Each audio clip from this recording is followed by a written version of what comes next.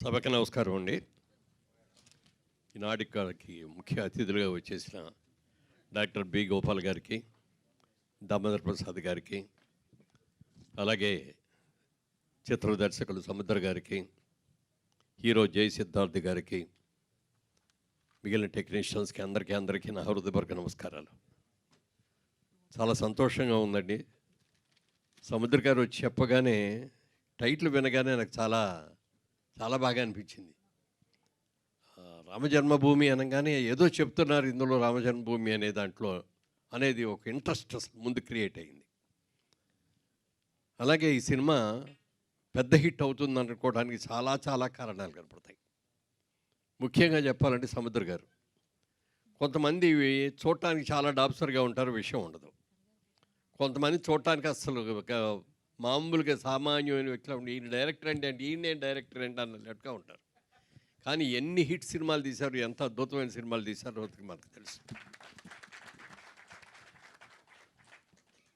అలాగే జై సిద్ధార్థను కూడా ఈ మధ్యనే కలిశాను, చాలా బాగున్నాడు. మరి ఎర్లీ డేస్లో మనూరు పాండవులు చేసేటప్పుడు చిరంజీవి గారిని చూస్తే ఏం ఫీల్ అయ్యాను, నిన్ను చూస్తే ఆ ఫీలింగ్ వచ్చింది. ఎందుకంటే యాంగ్ మ్యాన్గా చాలా కరెక్ట్గా ఉన్నావు, పర్సనాలిటీ బాగుంది, పెర్ఫార్మెన్స్ కూడా బాగుందని అనుకుంటున్నాను, ఉండాలని కూడా కోరుకుంటున్నాను. ఇవాళ రోజున భారతదేశం అందరూ కూడా ఎక్కడికి వెళ్ళినా జై శ్రీరామ్ జై శ్రీరామ్ అంటున్నారు. రామజన్మభూమి ఎన్నో ఏళ్లగా అక్కడ రాముడి దేవాలయం అనేది లేకపోయి చాలా గొడవలు అయిన తర్వాత చివరికి మోడీ గారి ఆధ్వర్యంలో రామజన్మభూమిలో రామాలయం అద్భుతంగా నిర్మించారు. అక్కడికి వెళ్ళి దర్శనం చేసుకోవడానికి ఎంతమంది ఎంత హడావిడిగా వెళ్తున్నారు చెప్పడానికి వెళ్ళలేదు. రోజు తిరుపతిలో అయితే వెంకటేశ్వర స్వామి దగ్గరికి ఎంతమంది భక్తులు వస్తున్నారో రామజన్మభూమిలో కూడా అంతమంది వస్తున్నారు. ఈ మధ్యకాలంలో చూస్తే మన సినిమాల్లో కూడా రాముడో, కృష్ణుడో, భీముడో, ఆంజనేయ స్వామి ఇలాంటి వాళ్ళు పార్టిసిపేట్ చేసినటువంటి సినిమాలని మనం చాలా సక్సెస్ చేసాం. మొన్ననే జై హనుమాన్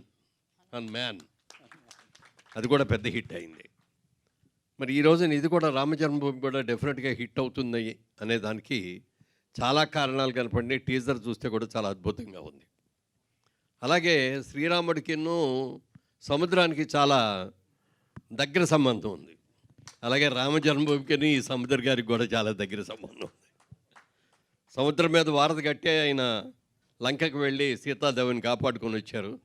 మరి ఈ రామజన్మభూమిని ఒక నిర్మాతగా, దర్శకుడిగా, మరి స్క్రీన్ ప్లే రైటర్గా అన్ని రకాలుగా అన్ని విభాగాల్లో ఉండి ఒక మంచి సినిమా తీస్తున్నారని అనిపించింది.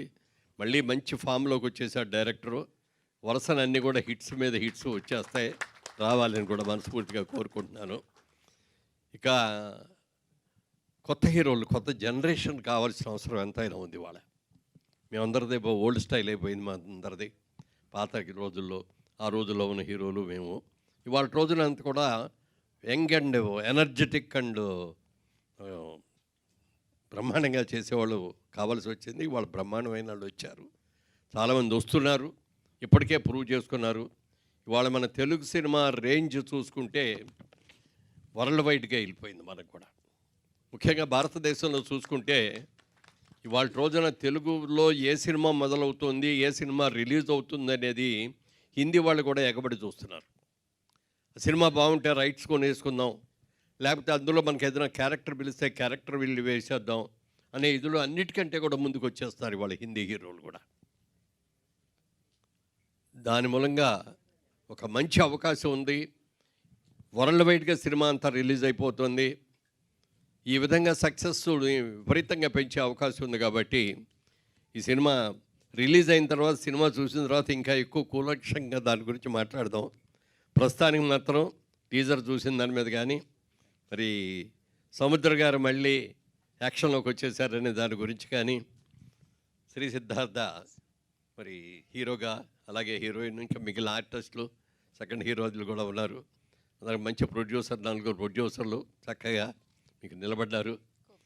గ్రాండ్ సక్సెస్ అవ్వాలని మనస్ఫూర్తిగా కోరుతున్నా. God bless you, God bless you, God bless you.